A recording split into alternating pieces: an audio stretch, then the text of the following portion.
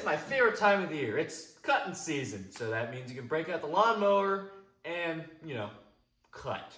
But before you do, you should probably tune it up, as I do every single spring, before the season starts. And the first thing you want to do is get it to a place you can work on it and get all the crap off of it.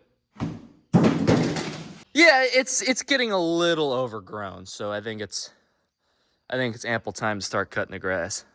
A vast majority of large lawnmower manufacturers run either one of three engines. You can have a Kohler, a Briggs & Stratton, or you can have a Kawasaki. I believe mine is a Kawasaki. Now, this home maintenance kit includes all the stuff you need for a good tune-up at home so you're ready for the season, which is pretty sweet. So before you even tear into it, you want to just do a little walk around here. Just check your tires, and just make sure they're all there. This one's getting a little very low, actually. About full, which is great. Another big thing is you want to check your battery. See how long you've had that in there, because these lawnmower batteries are great. They last a very, very long time. Just make sure it's not too long, though.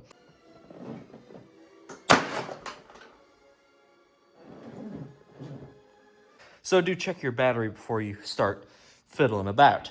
But, obviously a good look around. As I've said before about what's actually in this kit, you get this oil filter, air filter, actually an entire new air box with the filter, 2 spark plugs because it's a V-twin, the fuel filter, engine service sticker, and 2 things of 4-cycle engine oil. So let's get the easiest stuff out of the way first, like the air filter, fuel filter, this stuff right here, before we move on the spark plugs. And then we do an oil change. So let's get to it. So let's get started. Now, the air filter on these is dead simple. You just twist these two. Voila! There's the air filter. And you can obviously see this thing is pretty coked. So, I'm just gonna unscrew this. Just pop that right out. And that is, look at that. Caked in stuff. I'm gonna go toss this. That's not too bad. And then just pull it up, drop it in there, retighten it. There we go. And you drop that right back in there. Voila! New air filter. Now for the fuel filter, it's actually right down here. You're gonna need some tools to actually unclamp it, if I can bring it out into the light. Boom, that right there. It's very dark, you can see, and oof, it's probably pretty nasty. So just gonna unclamp it here. There we go. That's one side.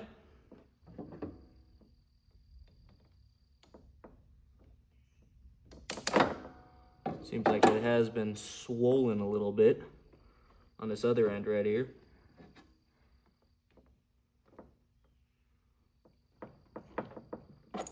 Get that off. I'll just give it a good twist.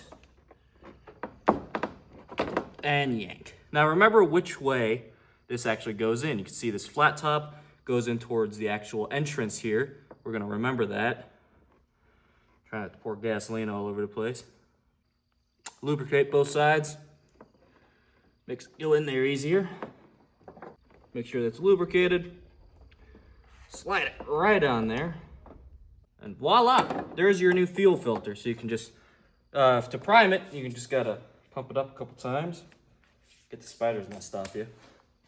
Now the next one's gonna be a bit more difficult. We're actually gonna do the spark plugs. There's one on each side. See, it's right there. Now you wanna just yank these off real quick. See the spark plug right there. You're gonna need a spark plug socket and a ratchet for this as well. Oh. And on the other side, and this other grill right here, now you want to grab your typical spark plug socket. This is a 13/16, so you can see what actual size you need. These nice little NGKs here. And just smack them on your ratchet. Let's get them out.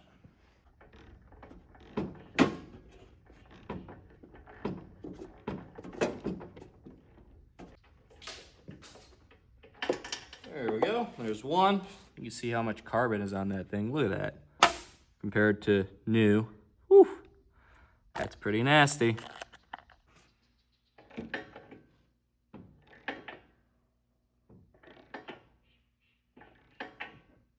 There you go.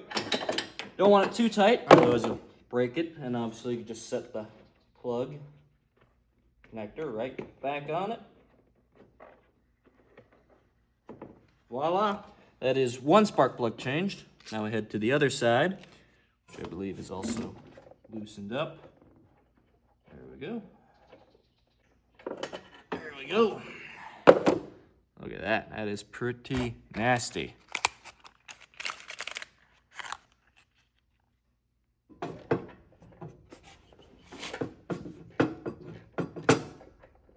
we go. Plug wire back on. And there you go. That is new plugs. So you can see down here, you can actually have the filter right here, and down that right there, that little sucker right there, that is the drain plug. So we're just gonna get on down there and sort this thing out. You wanna put your local drain pan right on up comfy under there. And I believe this is actually just finger tight twist off, which is quite convenient if I do say so myself. Look at that, just finger tight, twist off, coming out nicely. There we go. Now, while we wait for that to drain, let's also get this filter out of there.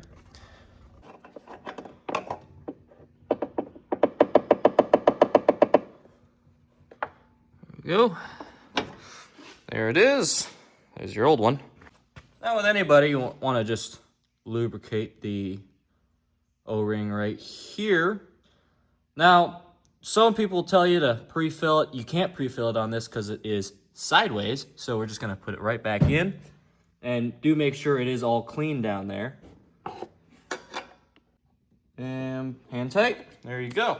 That's good. Now you are ready to actually fill your oil. I'm just going to grab this. Now, with all the stuff put on, you just grab your local funnel and crack open a nice cold one. Which, of course, they only give you 2, so it's not exactly right. But here's the thing your dad didn't teach you, but my dad did. If you don't pour it like this, it'll glug, glug, glug. So you pour it upside down if you want it to be nice and smooth. It actually shows you on the bottle right here, so should be good. Yep. Let's see here. Dab that a little bit. Set this somewhere. You just put that sucker back. A couple minutes. You're going to check the oil level again, just to make sure it's good. Now, grab your local writing utensil here, and let's get this oil change sticker right here. 256 hours, or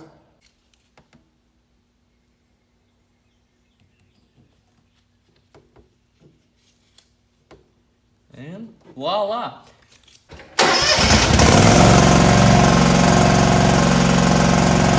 I'd say that runs pretty darn good. Sweet. Now, if you know your blades are good, then this is it. This is the end of the video. You're completely ready to go mow your own grass and show up all the other dads in the neighborhood. But if you're like me and have the same blades since 2015 when we got this mower, you should change the blades out. Or at the very least, every spring, sharpen them with an angle grinder or bench grinder or whatever you have, which is what I'm going to show you next. The current blades, you can see some very uneven there. So, let's get some new blades on this, and obviously show you how to sharpen your current blades are on it. If your current blades are good, you can just, resharpen them a little bit with an angle grinder or a bench grinder right over there. But since these blades are absolutely destroyed, I've got a set of new ones, and we're going to drop them right on here.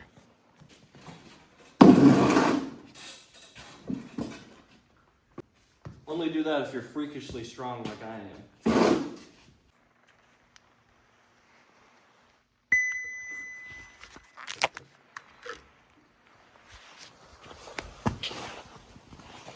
Now I want y'all to see what I'm doing here to get this thing out, because got this right. Some of these have, the newer ones have brakes. So I take it out this way, right, to break it loose.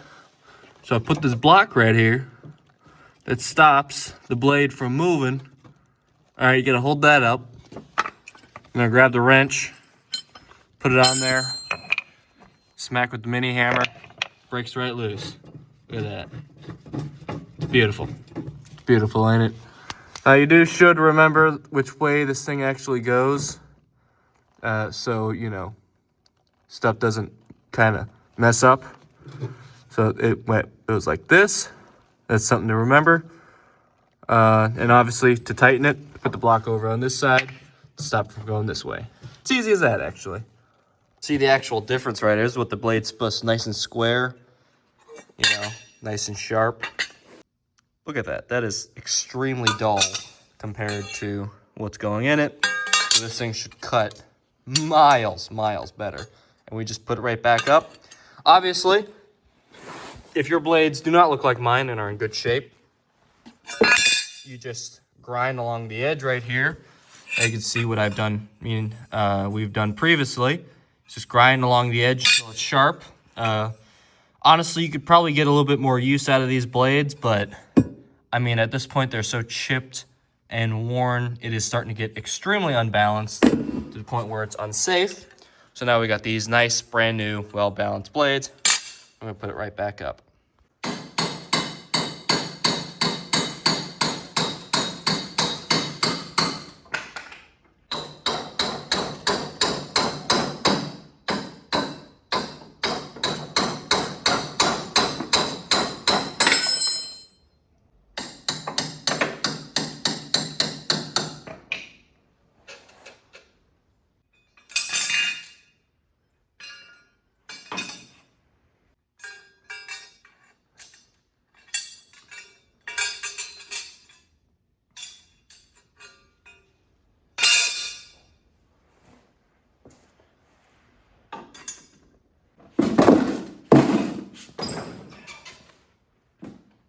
There we go.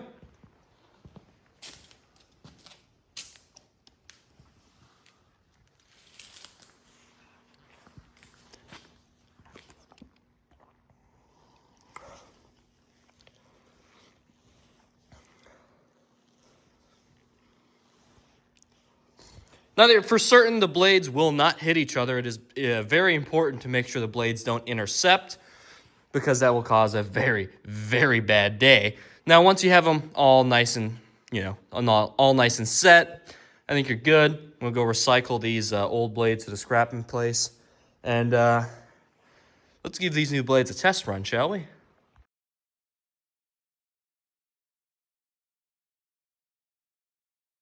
That is the glory of a well-maintained machine, and this is a video on how to maintain it. And also, you know, check your tires, check the actual rubber, the actual bands there that keep all the things moving. And if you take care of your stuff, it'll last. This mower I've had for 10 years. We got it in 2000, I think late 2015. So if you take care of your stuff, you'll get a lot of years out of it.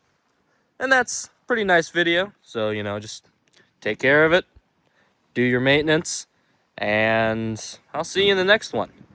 Hopefully more beautiful weather to come.